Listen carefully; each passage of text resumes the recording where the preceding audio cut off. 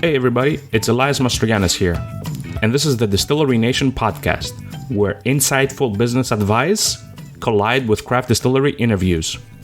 Look no further, as you found the podcast you need to listen for craft distilling.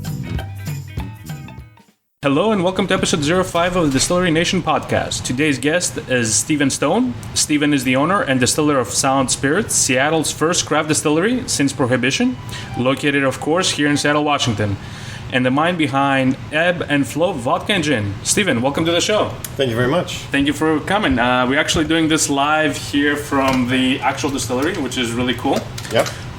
So Stephen, can you tell us a little bit about yourself and a glimpse into your personal life? Well, I've lived in Seattle since '97.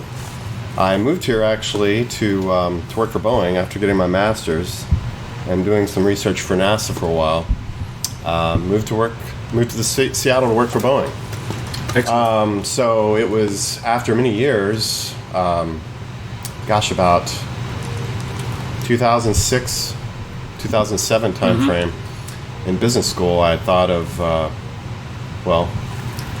figured out that no one was doing a distillery in Seattle yet, and it had started in Portland. A friend of mine, Chris John Krogstad, had started House Spirits down there with Lee Meadow, and so I got in my mind to look into what it would take, and once I started thinking about it, there was no turning back. There was no turning back.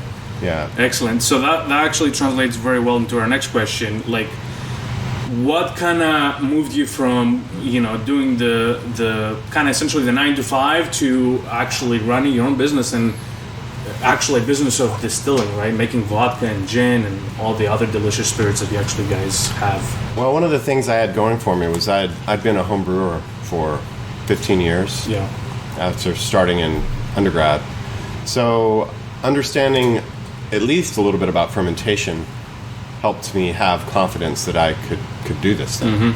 And of course, having some fundamental business knowledge, and then of course mechanical engineering skills from my engineering background, gave me the entrepreneurial confidence To actually be able to pull it off and actually start.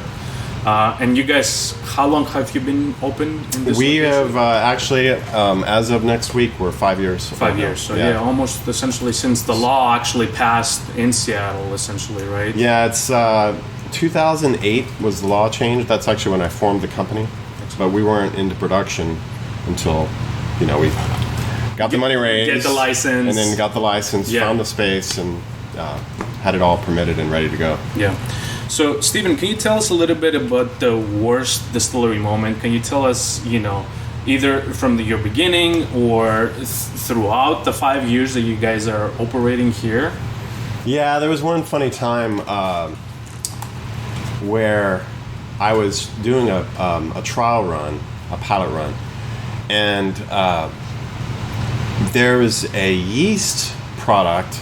Can't remember which one, but it included basically nutrients for the fermentation, and because of the nutrients, which included, I think, some salt, some kind of salt compound, is one of those things where you didn't want to add too much, and then not thinking about it, a buddy had added way more than was necessary and needed, and so those compounds didn't get used up in fermentation. So when we went into the still, it reacted with the copper, and let's just say the most beautiful blue liquid came off the still. Some type of some type of Epsom salt combo. Copper, with. Wow. And so, thankfully, I know enough about chemistry that I could understand that blue, associated with copper. You probably wouldn't want to digest that. So it's really funny. I still have that today. Oh, you actually kept a sample of it? Yeah, right up there. Oh, nice. Excellent. Very nice. And I'm assuming cleaning the still was also fun as well, right? It's stills clean up really well. Yeah. Nice. Excellent. Can you take us back and talk about the aha moment, like the moment that you said, from looking into the business, that to the moment that says, I'm gonna do this and I'm gonna put my money into this business as well? Like, what triggered you to actually cross over? Well, I think a couple of things. One just being the excitement of a new industry growing and realizing that, and having seen it happen with the winery business and the brewing business, it just seemed like a natural for it to go for distilleries. And you could see in cities around the U.S. the movement happening. Yeah. So part of it was just recognizing that and recognizing the pattern. Yep. Figuring out that that's kind of like the next wave in transition, and then of course jumping into it.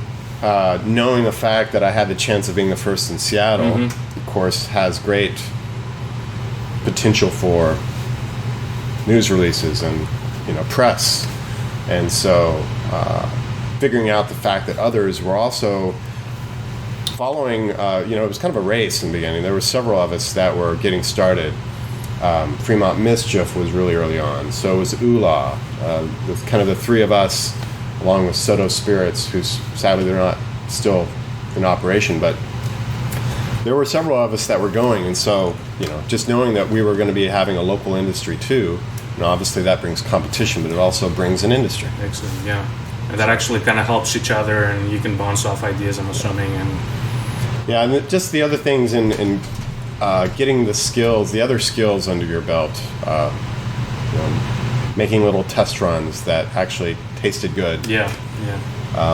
Learning how to make cuts. Some of those first runs were so small that the hearts were so small. You were tempted to collect too much. So in the beginning, it was oftentimes bad product from bad cuts being made. But as you move, excellent. All right, let's move into the distiller round, where I'm gonna just ask you a few rapid questions and try to get a little bit more insight. What is your biggest strength as a distiller? Currently, I would say my biggest strength is my diversity and product lineup. We actually are known for how many different things we make, and that kind of suits me as a person too. I like variety, and so not only do we make whiskey and vodka and gin, but we also do an aquavit and some of the cores as well. Excellent. So some distilleries really like to just focus on one thing, and that has its benefits. There's pros and cons to each approach, but I think our strength is the diversity of our lineup. Excellent. With that, what's your biggest weakness as a distiller? Well, that's also there's a pro and con with that too. It's our multi-branding approach. You have a lot of in-game pros if you can get there with a house of brands instead of a branded house where everything's branded the name of the distillery. In the beginning, it's harder because you have that many more brands that you need to market and advertise for. But the in-game, it can be a lot more flexible because just like, for instance, Buffalo Trace makes several different tiers of whiskey, some high-end, some more low-end. They have flexibility in terms of their pricing structure and how they channel the product and market it. Yeah. So, as well as it has customization for... I'm assuming the label design a little bit too. It gives us flexibility with how the bottle will look, and versus the other way will be more standard, more branded, right? That's exactly right. That's a good idea, yeah. Very good. Can you tell us the one thing that has you really excited right now? I'm probably most excited about the federal excise tax reduction. Nice. I mean, wineries and breweries have a reduced tax rate for small producers, and we don't. And if we get that, that would be really huge. Excellent. I mean, it's a pretty big number that we pay out for the federal excise taxes, and that would tremendously help the bottom line for me. Help the business as well. Yeah. So I'm excited about that. I'm excited about also finally craft whiskeys spending their time in the barrel long enough to be good, if not great. Yeah, you actually had a release as well, right? Yep. And I did wait 2.5 years in a 30-gallon barrel. I didn't want to release a White Dog or a a young whiskey. And granted, 2.5 is still young, but it's not near as young as some. And we tasted it until we were happy with what was coming out of the barrel and decided it was time. Excellent. Really nice. Can you tell us your favorite drink right now? Oh gosh, if I had to name a drink currently that I really like, I'm a sucker for gin drinks like an Aviation or a Last Word. Okay, nice. I think another really great one that I'll go to every time on the menu is some type of spicy mezcal drink.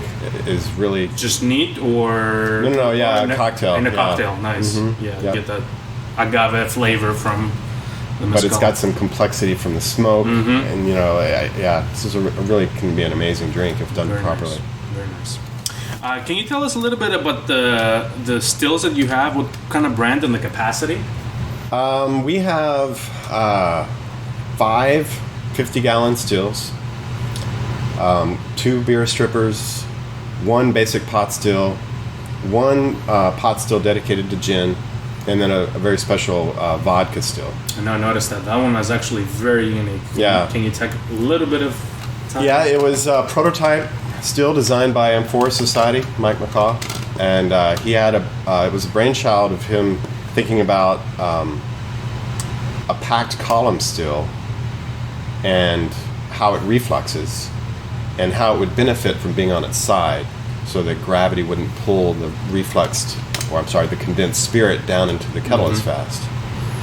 And so unlike a bubble plate design where you have trays that hold condensed liquid, with packed columns, it's going to go down faster. Yeah.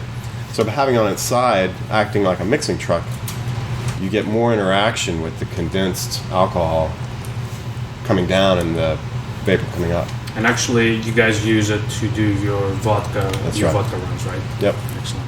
So yeah, it was just it's obviously complex, and you've got rotating machinery with seals and bearings, and it's not all it can be a challenge, but it's worked well for us so far. Can you tell us what was holding you back to becoming a distiller? Beyond the financing, because the permitting and the build out and the equipment, we were fortunate in that we were able to make it.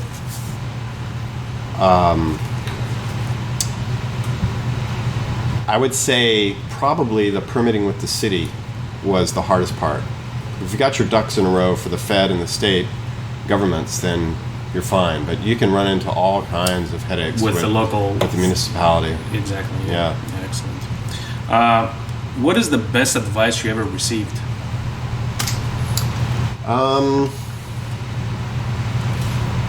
Best advice.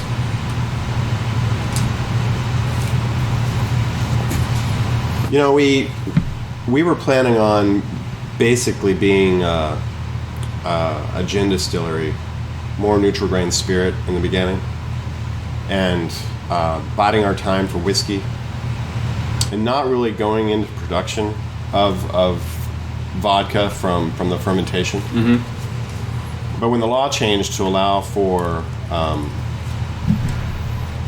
the craft license, so that you could have samples and you could sell your own bottles as long as you were 50% Washington, I met up with Don Poffenroth from Dryfly, and he convinced me that was just too attractive to pass up. And so I think that was really good advice. It's one of those things where your costs are higher trying to make your own vodka versus buy someone else's, but you're in some ways supporting other local businesses, local farmers, because you get the wheat or the barley, and you're doing it from a grain to glass. There's a nice story there. Very nice. So that was good advice. Cool. Can you share one personal habit that contributes to your success? Well, beyond the ability to get by with a little bit of sleep, I still have my day job with Boeing, so it's been a long 5 years having 2 jobs. Mm-hmm. But probably,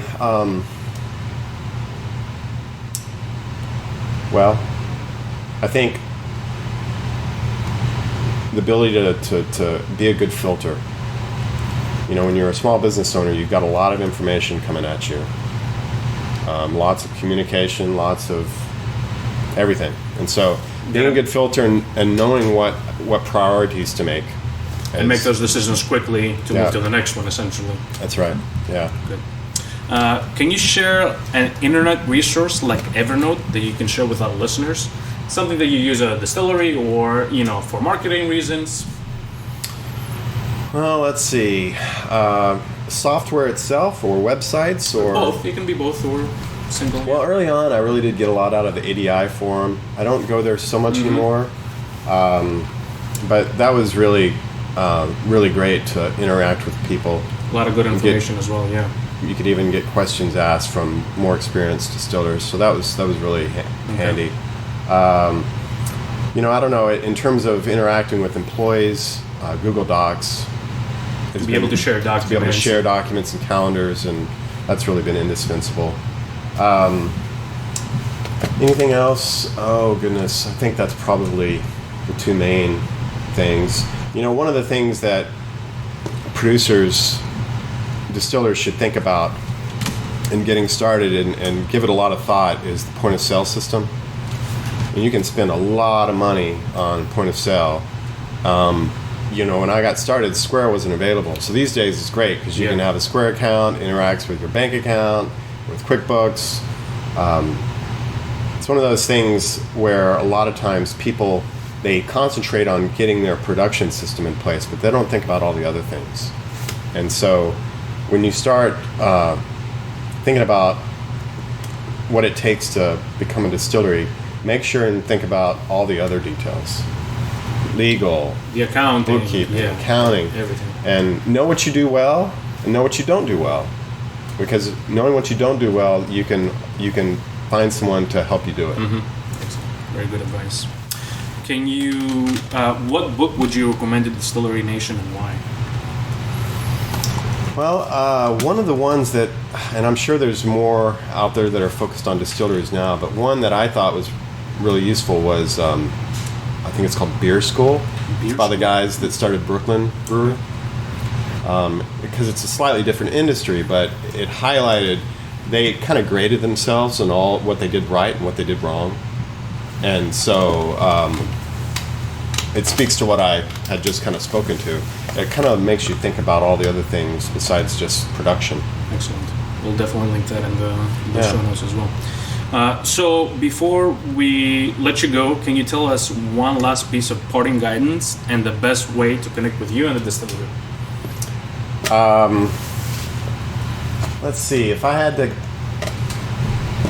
I would say if I had to do it over again, I would probably insist on starting with more capital. I know that's a simple thing to say and it's not easy to fix, but it's really hard to make profit as a small manufacturer. I mean, as a boutique distillery, you either have to make something so good that you can sell it for a lot, so that your profit margins are good enough to where what limited supply that you have for the market is going to keep you afloat, or you need scale, and again, still great product, but you're going to be making. I mean, that's, of course, chicken and egg, because with scale, just because you have the ability to have supply, do you have the demand that's going to match that? Exactly, yeah. So, but still, it's hard being small, and, of course, being large takes significant capital. But yeah, if I had to do it over again, I would probably insist on maybe not being the first distillery in Seattle, but waiting maybe to where a little bit more, better funded. Excellent. So that would be my advice. In terms of would you connect with Sound Spirits? Well, we're pretty much open every day. So if you're in Seattle, you can come by and see us. I'm pretty active with Facebook and Twitter, as well as answering emails. What's your Twitter handle? Or Sound_Spirits. Excellent. For Twitter, and both straight Facebook. up Sound Spirits for Facebook. Yeah. All right. We'll link those. Stephen, thank you so much for your time. I appreciate it. Thanks for having me. We'll talk soon. You bet. Thanks again. Hey, Distillery Nation. If you like what you heard today, please visit distillerynation.com to view all of today's show notes plus any of the previous ones. Also, don't forget to follow us on Instagram, Facebook, or Twitter at Greek Distillery. Thank you for listening and have a great day.